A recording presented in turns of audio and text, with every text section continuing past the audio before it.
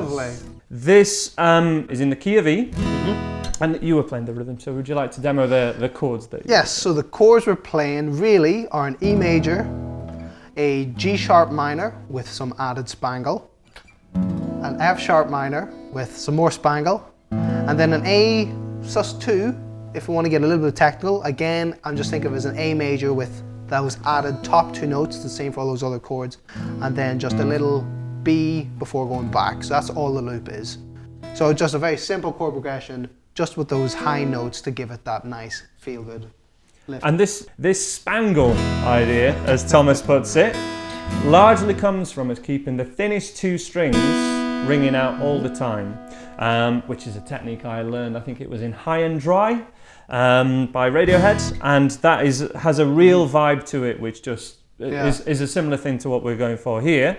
The solo from that uses the thinnest string ringing out all the time, and then plays the E note at 5th fret of the B string, and then essentially the E major scale, but all on the B string. So that would be what we call the one, or the root note of the scale. That's our E note. So then we'd have, if we think about it as do, re, mi, fa, sol, you could keep those ringing out, be entirely creating your own melody, and it does sound great just in scale order over this musical situation. That would be the first thing that I would be encouraging you guys to try, especially after, or if you're more used to maybe jumping towards the E major pentatonic, the E major scale. This just kind of jumps out in this musical situation because we have those two open strings in this key. The other thing that I was doing is basing this more on a little bit from the shape of the E major pentatonic, which hopefully you should be familiar with now. I would call this major pentatonic position 5. That's how I would refer to it. Which again will be tabbed out on the website, I'm sure. But from there, I like to add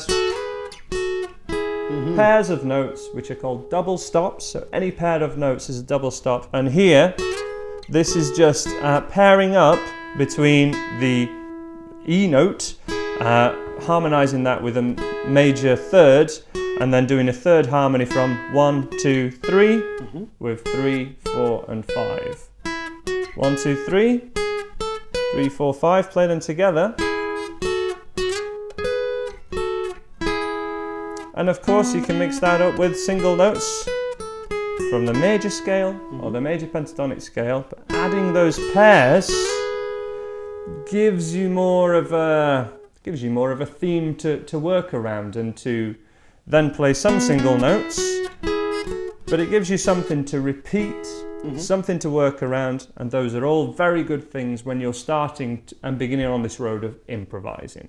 Getting more comfortable with improvising, which is essentially making it up on the spot, but the best improvisation never happens that way. It doesn't. That's where we maybe start out and how it can look, but it's all based on a pre-planned theme appropriate for that musical situation. Exactly. So let's just finish off with a similar kind of jam, and we'll be talking about exactly what we're doing there, and then we'll get on to another example. Do you want to take it away from the rhythm point of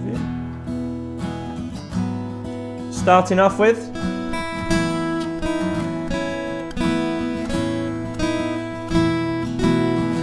even just picking together.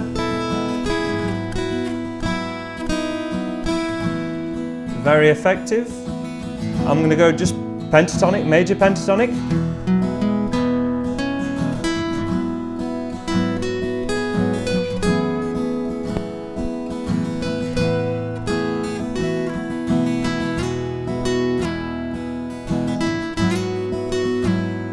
That uses a slide and any vibrato, anything you know how to do, and then the pairs of notes.